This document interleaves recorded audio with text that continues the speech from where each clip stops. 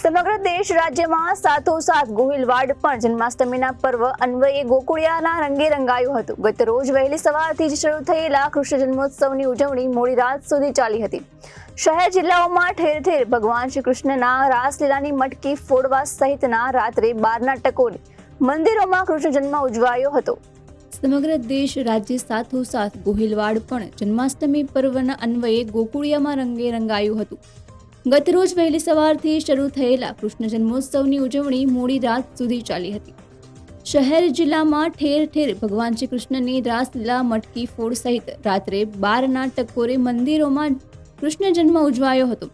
વરસતા વરસાદમાં પણ ભાવિક ભક્તોના ઉત્સાહ ઉમંગમાં લેશ માત્ર પણ ઓટ ન આવી હતી. શહેરના ડોન ચોક, ભરતનગર સહિત અનેક વિસ્તારોમાં દર વર્ષની જેમ પરંપરાગત રીતે આ વર્ષે પણ કૃષ્ણ જન્મોત્સવની ઉજવણી કરવામાં આવી હતી. આજે નોમનો નંદોત્સવ પણ ભારે હર્ષોલ્લાસભેર ઉજવવામાં આવી રહ્યો છે. Reporter Firoz Malik, ABC news, Bhavnagar.